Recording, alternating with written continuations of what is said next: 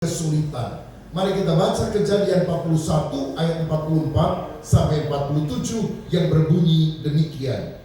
Hikmat dalam kesulitan. Ada PowerPoint?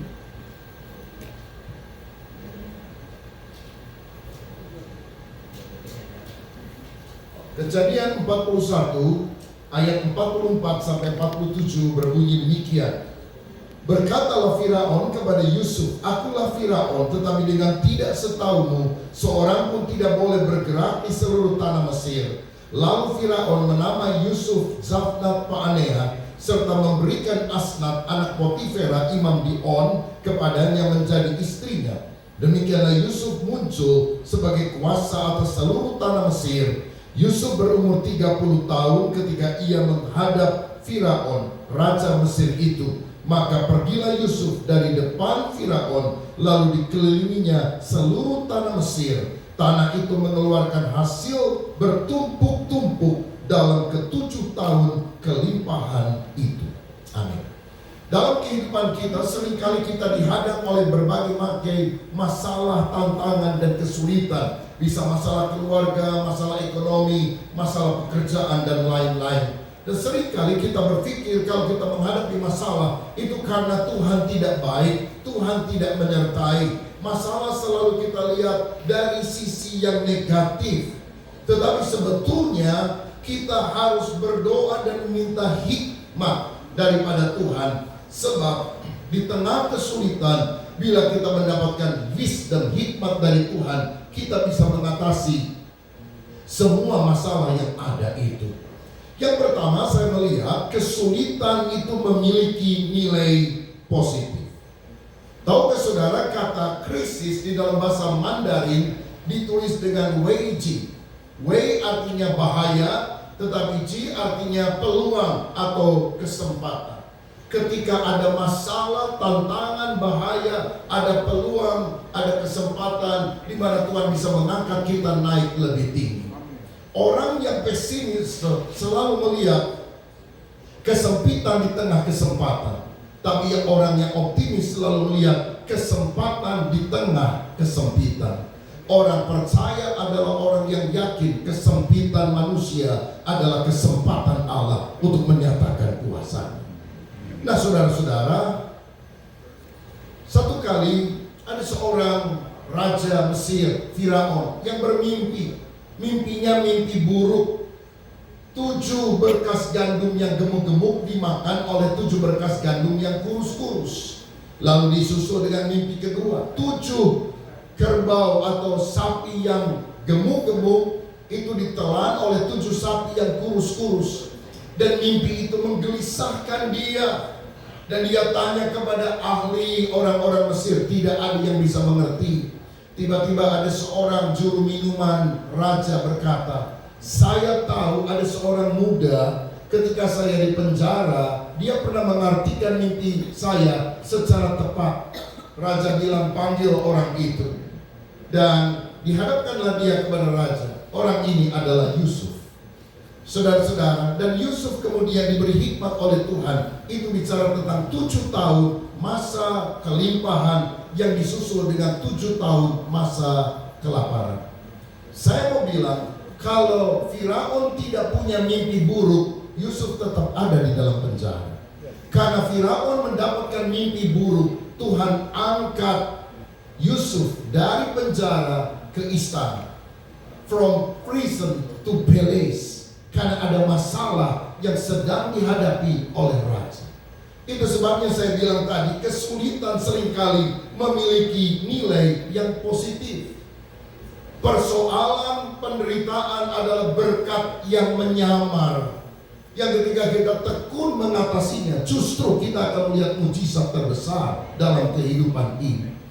Satu kali ada seekor keledai tua yang jatuh ke dalam sebuah lubang. Pemiliknya kemudian mencoba untuk menarik ke atas, melemparkan tali dan sebagainya, tapi keledai itu tidak bisa diselamatkan keluar. Lama-lama si pemilik pikir dan bilang, "Keledai, kamu sudah tua, kamu sudah banyak bantu saya sekarang kamu ada di lubang, mungkin nasibmu ada di situ.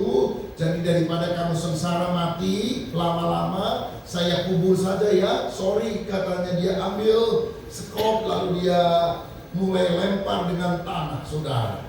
Maka keledai itu menjadi ketakutan, waktu saya mau dibunuh hidup-hidup ini, mau dikubur hidup-hidup.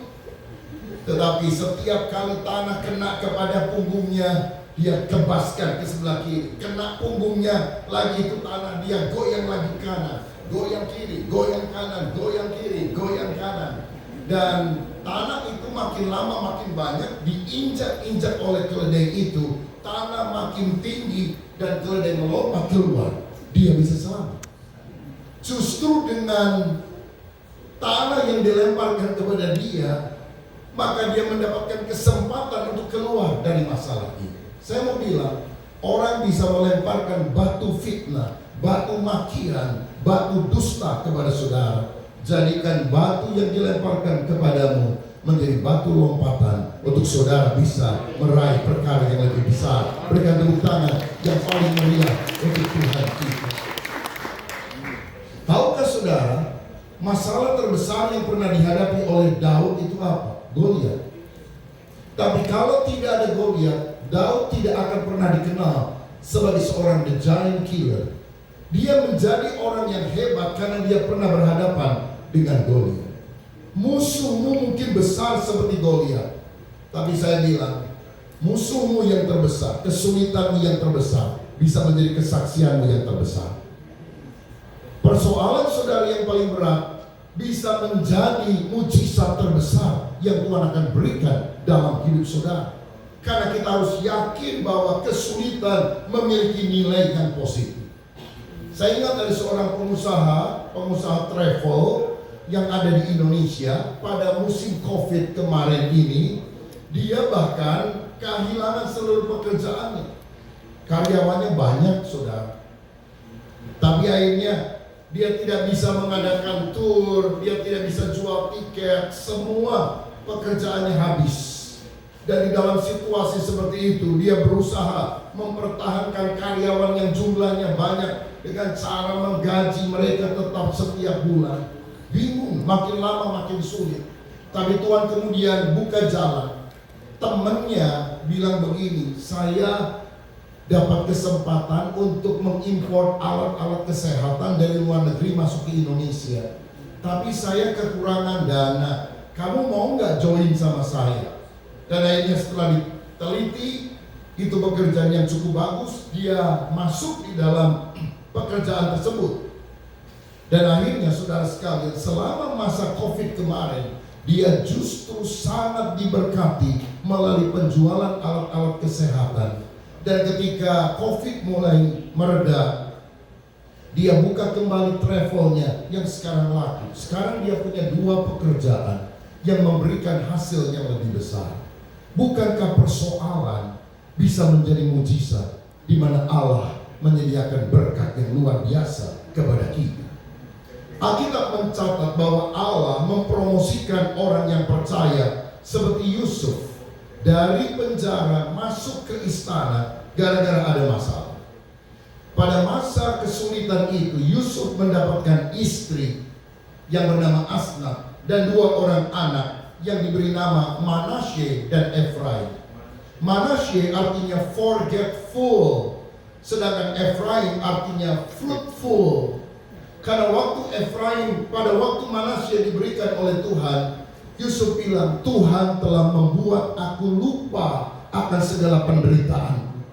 Dan ketika dia mendapatkan anak yang kedua, yaitu Efraim, dia berkata, Tuhan membuat aku berbuah-buah, berlimpah-limpah di tanah Mesir ini. Dan ini rumusnya, kalau saudara ingin diberkati Tuhan, mesti Manasye, Efraim, forgetful and then fruitful. Saudara harus melupakan kepahitan masa lalu dan kemudian engkau akan berbuah bagi Tuhan. Jangan dibalik, saudara. Jangan Efraim, Manasye.